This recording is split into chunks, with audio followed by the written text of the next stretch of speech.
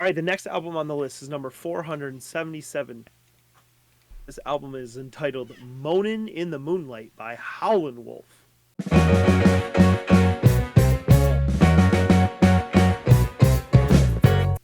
Howlin Wolf released this album in 1959. It was largely, this is actually a compilation album, as many of these early kind of blues records were an album put together of singles that he had recorded between 1951 and 1959. It's out on Memphis Recording Service Records and Chess Records out of Chicago. This falls into the Chicago blues and electric blues genres. 33 minutes and 53 seconds. A couple different producers on here. Kyle, were you howling at the moon?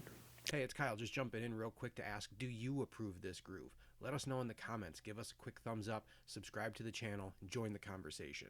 I was appreciating the glow of the moon, I guess. It was so this was a museum piece to me.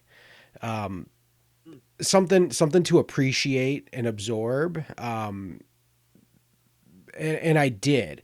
I liked the sound. I liked hearing the roots. You know, we've talked about it before. I grew up on the blues and blues adjacent genres and have always had a spot for that, you know, in my albums.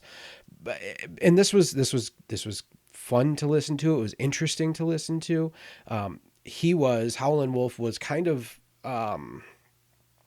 he was he was very well known for kind of being one of the people that started to transition like that southern Delta blues over into the more electric. You know, he grew up, I think, in like Mississippi or something like that, and learned the blues there and like that Delta blues, but then moved to Chicago and went from acoustic to electric. And, you know, he's kind of credited with being one of the forefathers of that, of electrifying the blues and taking it from this backwater, you know, Mississippi thing to a raucous, wild, fun, and energetic sound that it was in Chicago in the 50s and 60s. And it was cool to listen to that. That being said, I feel like we've just kind of moved beyond this sound. We've moved so far beyond this sound that listening to this really, like I said, feels like just appreciating a museum piece. It was nice to see and appreciate, nice to listen to and appreciate. It was a lot of just 12 bar blues, and that's what it was. And it was influential, and it meant a lot, and it was a springboard for a lot of fantastic music to come. But it was okay. Production wise, it was really thin, which, you know, that's what it was. That was recording at the time, but you know, it was. Yeah. I enjoyed listening to it, and I'd probably put it back on if I was in the mood. But this was more of an appreciation than a like strong, I love this sort of thing. Yeah, I would agree with a lot of that. Smokestack Lightning is a song that's best known on this one. That's been, I mean, enough where when I heard it, I had heard it before. So I have no doubt that the reason I know it is because it might have been played on like that oldies radio that I grew up listening to a little bit, but probably much more likely that I know it from commercials. The thing just kind of screams barbecue commercial for some reason. You know, I mean, just those tropes and stereotypes. You know what I mean about blues music and barbecue and southern barbecue and stuff like that.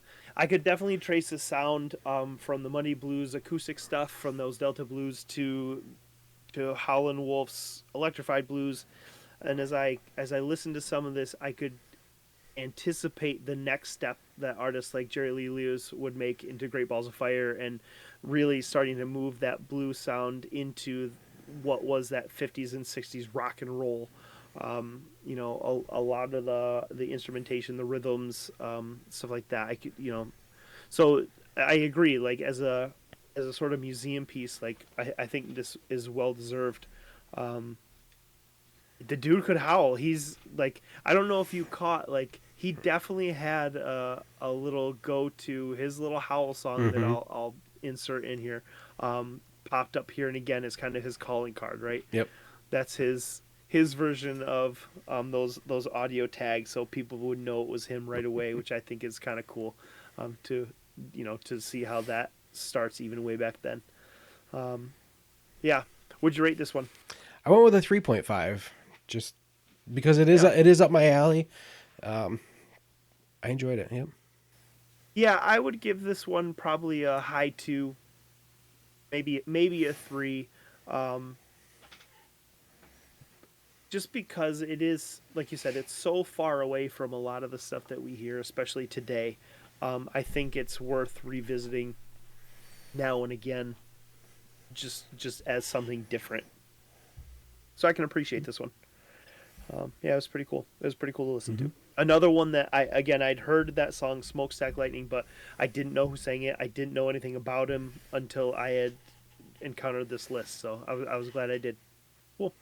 That was Moanin' in the Midnight from Howlin Wolf in at 477. Hey, thanks for watching. We'd love to know what you think of this album, so let us know in the comments. Do you approve this groove? And as always, a quick thumbs up helps a lot. Subscribe so you can see all 500 albums, and we'll see you on the next record.